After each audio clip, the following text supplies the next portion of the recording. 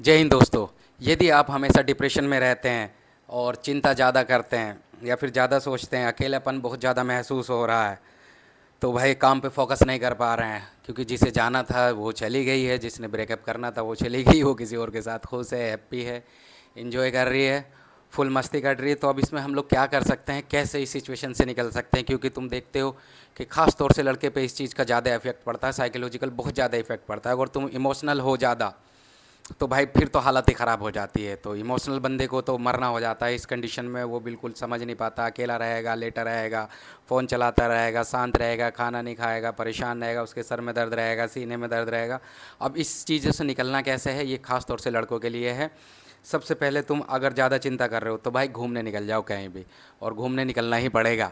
यदि तुम घूमने निकलते हो किसी भी अच्छी जगह पे, अच्छे प्लेस पे, तो जो दिमाग को वहाँ की चीज़ें देखकर, इन्वायरमेंट देखकर, यदि मान के चलो आप कहीं पहाड़ों पर निकल गए, या फिर पहाड़ पे नहीं जा रहे हो तो किसी ऐसे नेचर वाली जगह पे चले गए जहाँ नदियाँ हैं, तालाब हैं, पहाड़ हैं, और तुम्हें उस चीज़ों को देख के इतना सुकून मिलने वाला है, इतने रिलैक्स मिलने वाली है, तो डिप्रेशन कहीं ना कहीं कम होगा। क्योंकि सबसे ज़्यादा खतरनाक है यार डिप्रेशन। डिप्रेशन में तुम शांत हो जाते हो, बिल्कुल तुम्हें कुछ भी करने का मन नहीं करता, काम पे फोकस नहीं लगता, परिवार के साथ अच्छा नहीं लगता, परिवार को लगता है पता नहीं से क्या हो रहा है, ये बात ही नहीं कर रहा, आवाज़ ही नहीं कर रहा है। पर उन्हें कैसे पता चलेगा डिप्रेशन है? तो इससे निकलने का कारण यही, भाई घूमने निकलो अच्छी जगह, अच्छे पैलेस पे। ओके। और फिर दूसरा, अगर तुम चिंता ज़्यादा कर रहे हो तो अब इसका दूसरा उपाय ये आता है कि तुम लोगों को वॉक करने निकलना चाहिए।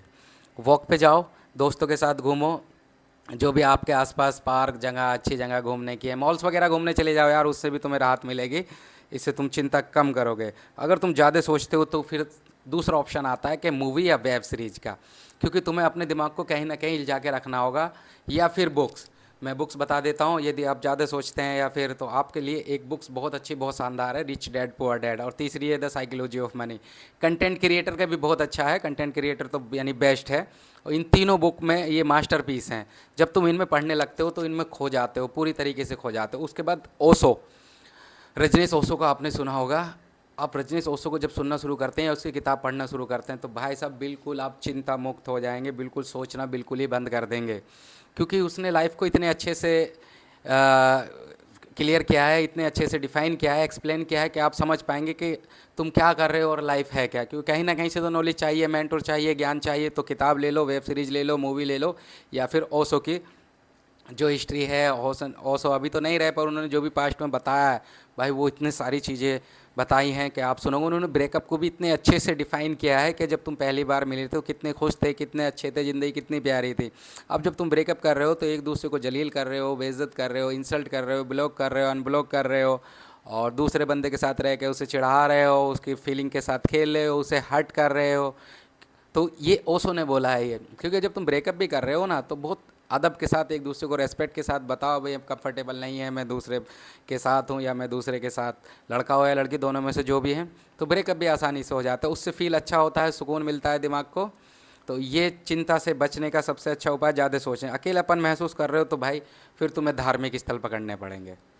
अगर तुम्हें लग रहा है कि मैं बिल्कुल अकेला हो गया हूँ, मेरा कोई नहीं है, फैमिली में नहीं है, जा खास तौर से या तो अपने भाई से बात करो, मिलो, उन्हें बताओ अपने बारे में, और उसके बाद भी अगर तुम अकेला फील कर रहे हो तो धार्मिक स्थल आपके लिए सबसे बेस्ट है।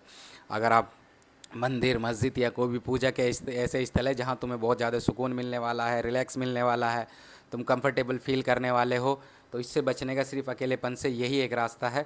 या फिर अपने सर्कल में आ जाओ, अपने दोस्तों के साथ आ जाओ। बहुत से लोगों को होता है कि दोस्त पसंद नहीं होते, ज़्यादा क्राउड पसंद नहीं होता, तो उनके लिए सबसे लास्ट ऑप्शन बचता है भाई धार्मिक स्थल। ऐसा करके देखना, ये जितने पॉइंट मैं बता रहा हूँ इनमें बहुत ज़्यादा सुकून तुम्हें मिलने वाला है। और अगर तुम काम पे फोकस नहीं कर पा रहे हो, आमतौर पे ऐसी कंडीशन में काम पे फोकस होता ही नहीं, कैसे कर पाओगे काम पे फोकस? क्योंकि दिमाग में खिचड़ी पकी हुई है, पता चल रहा है कि तुम्हारे साथ चीटिंग हो चुकी है, तुम्हें धोखा मिल चुका है, तुम इन सब चीज़ों को लेकर डिप्रेशन में हो, तुम बहुत सारे सपने सजा के बैठे थे। तो इस कंडीशन में भाई तुम्हें कहीं ना कहीं फ़ील होना है, अकेलापन बिल्कुल बहुत ज़्यादा फील होगा, काम पे फोकस होगा ही नहीं, तो कैसे कर पाओगे? तो इसके लिए सबसे अच्छा उपाय यही है भाई कि अपने आप को बदलो, अपने पे काम करो, और जितना ज़्यादा हो सकता है 8 घंटे या 7-8 घंटे पूरा नींद ले लो। कैसे भी करके सोना है तुम्हें अच्छे से। जब तुम अच्छे से सोते हो और उठते हो तो माइंड बहुत अच्छा होता है, बेहतर होता है। फिर तुम मोटिवेशनल रील देख सकते हो, मोटिवेशनल वीडियो देख सकते हो, या फिर जो भी तुम काम करते हो अपने काम से रिलेटेड कंटेंट पे काम करना शुरू कर दो, उसे सीखना शुरू कर दो, उसके बारे में जानना शुरू कर दो। क्योंकि अगर उसे होना होता तुम्हारी लाइफ में या रहना होता तो वो कहीं ना तो तुम्हें जलील करती या करता, ना तुम्हें बेइज्जत करती या करता, जो भी है लड़का है या लड़की है, ना ही दूसरे बंदे के साथ जाती। तो अब इस चीज़ को दिमाग में डाल लो, क्लियर कर लो कि भाई सब चीज़ें क्लियर हो चुका है, वो जा चुकी है, वो कभी नहीं आएगी। क्योंकि अब जब वो दूसरे बंदे के साथ है, क्या उसे नहीं पता? उसे सब पता था कि तुम कैसा फील करोगे, तुम्हें कितना हर्ट होगा, तुम्हें कितनी तकलीफ होगी, चाहे वो लड़का है या लड़की।